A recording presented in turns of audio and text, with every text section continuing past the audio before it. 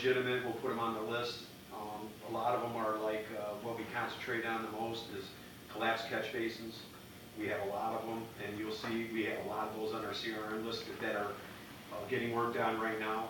I can't remember the total amount I had for CRMs. I got it right here. HMA, we just did 28,000 in CRMs just with Al's, and he's already done with that. Concrete, we had $94,000 in CRMs just in the spring. We're doing it more than once a year. We build a list, try to complete it based on funding. Then the list builds up again after you complete it. We got a cutoff date because we can't have the contractor keep running all over when things come in. So, but we just currently are in this budget this season right now. We're doing $94,000 just in CRM. Do the CRM come through the call center, or how do you get? They come in everywhere. They come in on eye care, call center, phone calls. Okay. You know, and what happens is we get a phone call and we go investigate it, and it's, you know, and it's something that really needs to be done. We create a CRM so it's in the system, so we know it's there. And then when we get a cutoff date, we go out there, we measure them. Greg used to go out and measure them, get a GIS where the location is, and get an estimated cost on what it is. Then we get the contractor to go out there and mark them, and he goes out and get it fixed.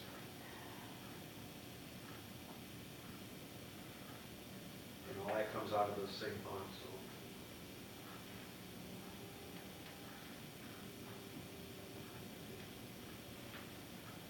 Any other questions that anyone have?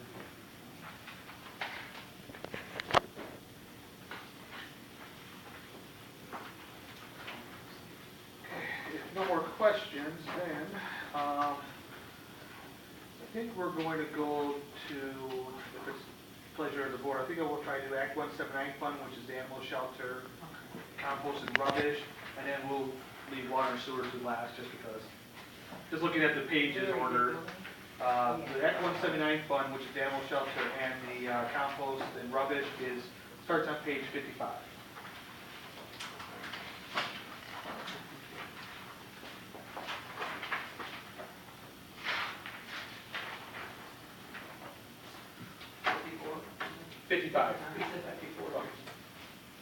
Oh, you know what, I'm sorry. You're right. I am correct. It's right. 54. Yep. Oh, my about the kids. When you tap it first. So, like I said, if you're familiar or not familiar with the fund, this fund represents revenue expenses. It's a separate fund, but revenues and expenses related to the animal shelter, the rubbish collection, and the compost site. So, kind of summarizing the data, the current budget, we have a reduction of about $209,000, and the majority of that reduction is related to the estimated reduction in the personal property tax reimbursement that we discussed last week.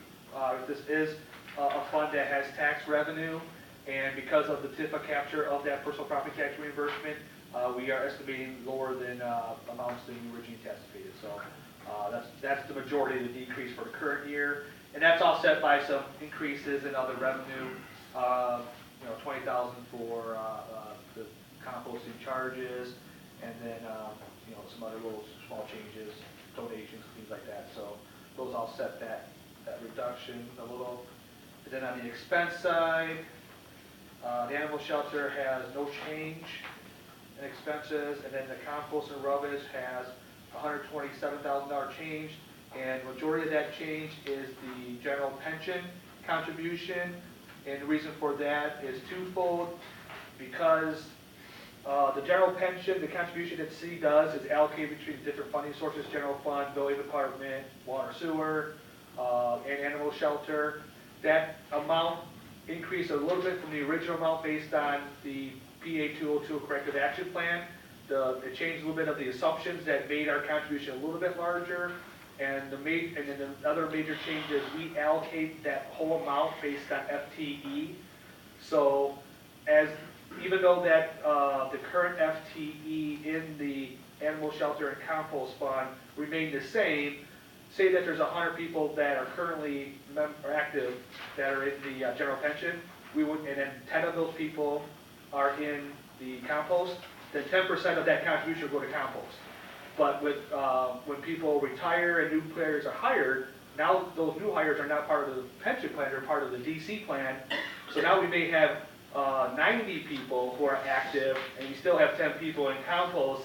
So now 11 and some change percent is allocated to compost. So Right. that's the major reason why you see some of those changes, is that it's because there's some change in the FTE allocation of that. So that was one of the major reasons why there was an increase there, just how we allocate the general pension.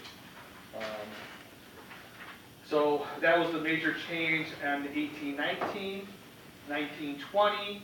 If you look at the revenues, there's approximately a little over $1 million increase, and the majority of that increase is increase in tax revenue based on the increase in the Act 179 tax levy that we discussed last week.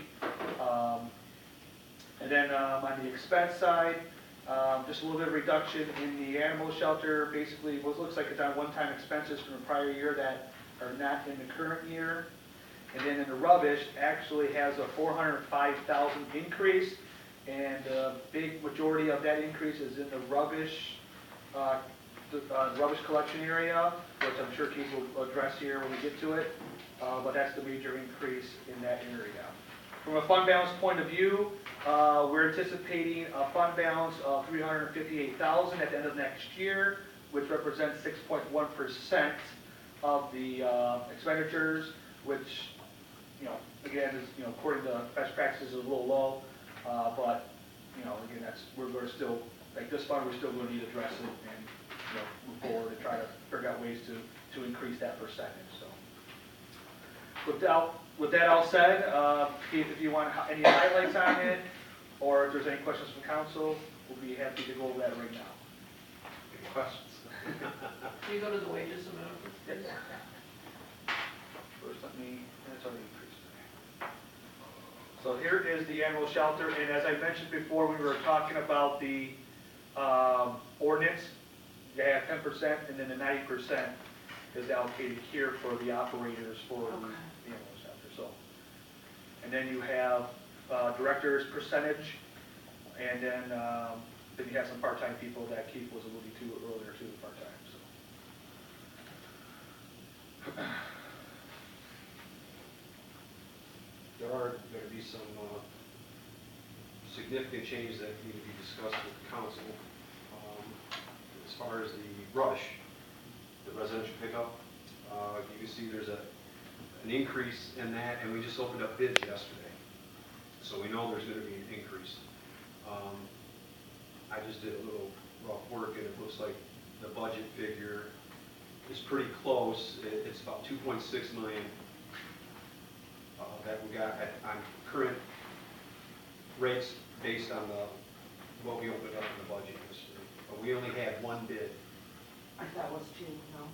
It was GFL. You had 2 on the dumpster, or the... We had 2 on commercial pickup, 1 on residential pickup. Okay. And GFL was the low bid for the commercial dumpster pickup also. When did you put it up for bid? About a month ago. So we gave them a month to... What do you make of that? I mean, there's lots of these companies out There, there. I had some conversations today with various people. The big concern I know with one of the companies was because of the size of Taylor, and that we run rubbish every day, not just like weekly, that they would have to buy new equipment, and it would take 6 to 7 months for equipment to come in, So they if need they more would have got time the bid. Than a month or 2. They need to So it's know. really kind of hard to do a bid that way, and that was the excuse on both companies, that they would have to buy new trucks to service Taylor because they didn't have enough equipment.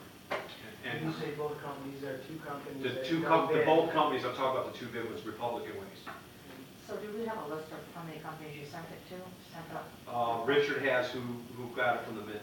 Yes, he does have a list of those. And they actually submitted a package. We only put it on it and we didn't actually, Well, let me tell you what happened. I mean, they submitted a package yesterday. They had representatives in the audience when they opened up the bid, and when we opened up the package, it had a note on there that says no bid. They weren't even aware, the people in the audience, that it was a no bid. We asked the representative that was there, and she said, I wasn't aware that it did was you no open the bids here in this room or? bid. We opened up the council chamber. Yep, and they had, Waste Management Republic had representatives there for the bid And Waste opening. Management didn't bid either? No, and when I asked the representative, I was sitting up at the front, and I said, can I ask you a question, why you wouldn't submit a bid? And she goes, I was not aware we did submit a bid, that's why I'm here, she thought that they did submit a bid, so.